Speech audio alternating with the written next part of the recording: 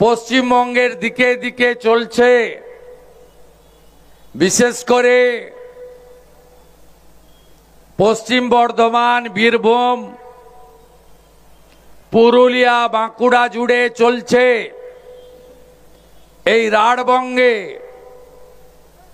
আমরা এই ব্যবস্থা চলতে দেব না। কি চলছে? প্রকৃতি মা যা যা দিয়েছে, কয়লা চুরি, বালি চুরি, আয়রন ওর চুরি, মোরাম চুরি, ম্যাঙ্গানিজ চুরি, পাথর চুরি, কারা করছে?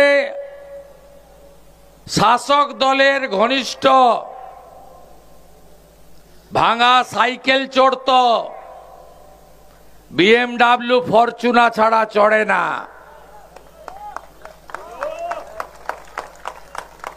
বাড়ির টিন দিয়ে টালি থেকে জল পড়ত।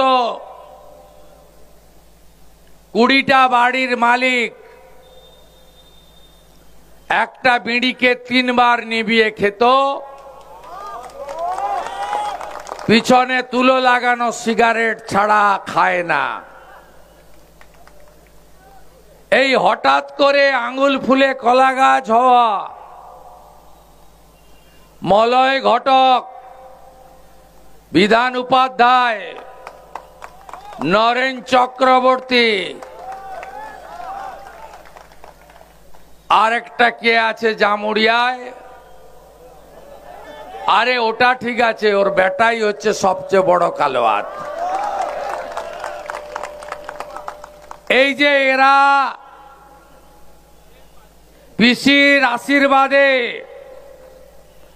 আর ভাইপোর অনুপ্রেরণায় আর পুলিশ বাবা পার করেগা,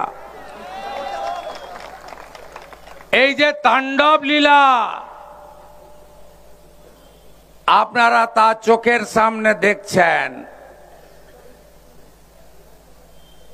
প্রথম আবিষ্কার হলো 2020 সালের শেষের দিকে, 21-এর প্রথম দিকে ফেব্রুয়ারি মাসে কয়লা সিন্ডিকেট।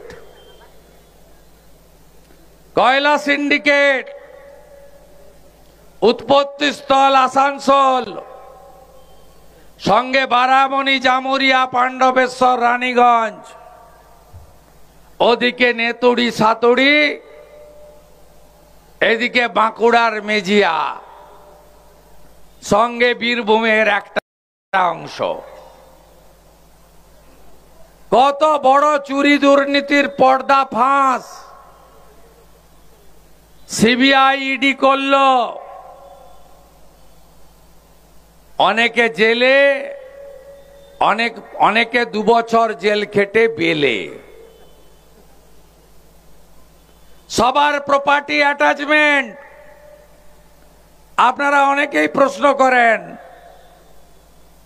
যে 2 বছর থাকার পর বেরিয়ে এলো কেন? আপনারা জানেন না, মীমাংসা শেষ হয়নি, অমীমাংসিত।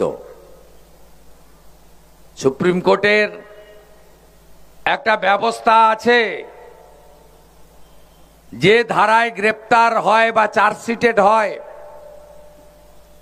তার যদি 1/3 জেলে খাটে আর যদি বিচার সম্পূর্ণ না হয় তাহলে তিনি বেল পাওয়ার অধিকারী। এরা 2 বছর যারা খেটেছে, এদের আরো বাকি আছে 4 বছর। 1.5 বছরে যে বেরিয়েছে তার বাকি আছে 4.5 বছর। যেমন অনুব্রত মণ্ডল, যারা এখনো যায়নি তাদের যেতে হবে 6 বছর। সব প্রপার্টি অ্যাটাচমেন্ট হয়ে আছে, সব অ্যাকাউন্ট ফ্রিজ হয়ে আছে। চিন্তা করবেন না, তার নাম নরেন্দ্র দামোদর দাস মোদী। না খাऊंगा ना खाने दूंगा।